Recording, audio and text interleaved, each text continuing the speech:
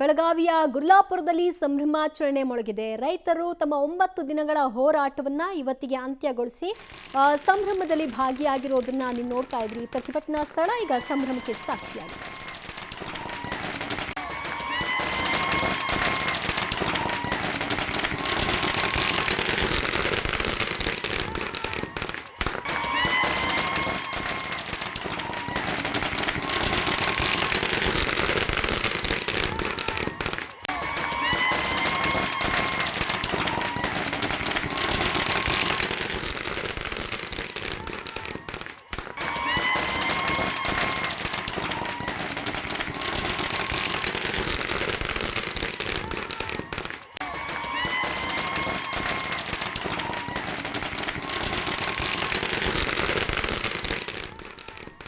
ನೀವು ನೋಡ್ತಾ ಇರೋದು ಬೆಳಗಾವಿಯ ಗುರ್ಲಾಪುರದ ಪ್ರತಿಭಟನಾ ಸ್ಥಳ. ಬೆಳಗ್ಗೆಯಿಂದ ಸಂಜೆಯವರೆಗೂ ಕೂಡ ಅಲ್ಲಿ ಪ್ರತಿಭಟನೆ ತೀವ್ರ ಸ್ವರೂಪವನ್ನು ಪಡ್ಕೊಂಡಿತ್ತು. ಸಂಜೆ ನಂತರ ಸರ್ಕಾರ ತೀರ್ಮಾನವನ್ನು ಪ್ರಕಟ ಮಾಡ್ತಿದ್ದ ಹಾಗೆ ಇಡೀ ಸಿನಾರಿಯೋ ಚೇಂಜ್ ಆಗಿದೆ. ಸಂಭ್ರಮ ಮೊಳಗಿದೆ. ಪಟಾಕಿ ಸಿಡಿಸಿ ಖುಷಿಯನ್ನ ಹಂಚಿಕೊಂಡಿದ್ದಾರೆ, ಕುಣಿದು ಕುಪ್ಪಳಿಸಿದ್ದಾರೆ. ತಮ್ಮ ಹೋರಾಟ ಸಾರ್ಥಕತೆಯನ್ನು ಪಡ್ಕೊಂಡಿದೆ ಅನ್ನೋದು ಮತ್ತು ಸರ್ಕಾರ ಕೊನೆಗೂ ನಮ್ಮ ಸಮಸ್ಯೆಗಳನ್ನ ಆಲಿಸಿದೆಯಲ್ಲ ಅನ್ನುವಂತಹ ತೃಪ್ತಿ ಭಾವನೆ ಅವರಲ್ಲಿ ವ್ಯಕ್ತವಾಗ್ತಾ ಇದೆ.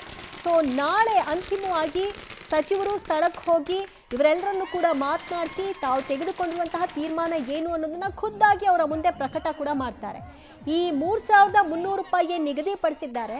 ರೈತರ ಡಿಮಾಂಡ್ ಇದ್ದಿದ್ದು ಕಟಾವು ಮತ್ತು ಸಾಗಣೆ ವೆಚ್ಚ ಏನು ಬೀಳುತ್ತೆ ಅದನ್ನ ಹೊರತುಪಡಿಸಿ ಮಾಡಿಕೊಡಿ ಅಂತ. ಸೊ ಅದಕ್ಕೆ ಅಸ್ತು ಅಂದಿದೆ ಸರ್ಕಾರ. 3,250 ರೂಪಾಯಿ ಕಾರ್ಖಾನೆ ಮಾಲೀಕರು ಕೊಡ್ತಾರೆ, 50 ರೂಪಾಯಿ ಸರ್ಕಾರ ಸಬ್ಸಿಡಿ ರೂಪದಲ್ಲಿ ಕೊಡುತ್ತೆ. ಆದರೆ ಆ 50 ರೂಪಾಯಿ ಇಬ್ಬರ ಕಡೆಯಿಂದ ಏನು ಬರುತ್ತಲ್ಲ ಅದಕ್ಕೆ ಸಮಯಾವಕಾಶವನ್ನು, ಒಂದು 6 ತಿಂಗಳ ಸಮಯಾವಕಾಶವನ್ನು ಕೂಡ ಕಲ್ಪಿಸಿಕೊಟ್ಟಿದೆ. ಮತ್ತು ಇನ್ನೂ ಹಲವಾರು ಸಮಸ್ಯೆಗಳನ್ನ ರೈತರು ಹೇಳ್ಕೊಂಡಿದ್ರು. ಯಾವ ರೀತಿಯಾಗಿ ತೊಂದರೆಗಳಾಗ್ತಾ ಇದೆ, ತೂಕದಲ್ಲಿರಬಹುದು, ರಿಕವರಿಯಲ್ಲೂ ಕೂಡ ಇರಬಹುದು, ಇದೆಲ್ಲದರ ಬಗ್ಗೆ ಹೇಳಿದ್ರು. ಅದೆಲ್ಲದರ ಬಗ್ಗೆ ಈಗಾಗಲೇ ಮಾಲೀಕರಿಗೆ ತಿಳಿ ಹೇಳುವಂತಹ ಕೆಲಸವನ್ನು ಸರ್ಕಾರ ಮಾಡಿದೆ. ಈ ಖುಷಿ ಇವತ್ತು ಅಲ್ಲಿ ವ್ಯಾಪಿಸಿದೆ. ರಾಜ್ಯಾದ್ಯಂತ ಕಬ್ಬು ಬೆಳೆಗಾರರಿಗೆ ತೆಗೆದುಕೊಳ್ಳುವಂತಹ ಒಟ್ಟು ತೀರ್ಮಾನ ಇದು.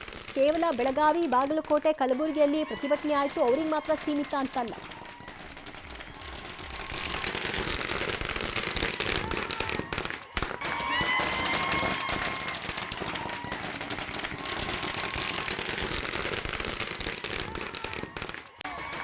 ಬೆಳಗಾವಿಯಲ್ಲಿ ರೈತರು ವಿಜಯೋತ್ಸವನ್ನ ನಡೆಸ್ತಾ ಇದ್ದಾರೆ. ಅಂತಿಮವಾಗಿ ಸರ್ಕಾರ ತೆಗೆದುಕೊಂಡಂತಹ ತೀರ್ಮಾನವನ್ನ ಪೂರ್ಣ ಮನಸ್ಸಿನಲ್ಲಿ ಒಪ್ಪಿದ್ದಾರೆ.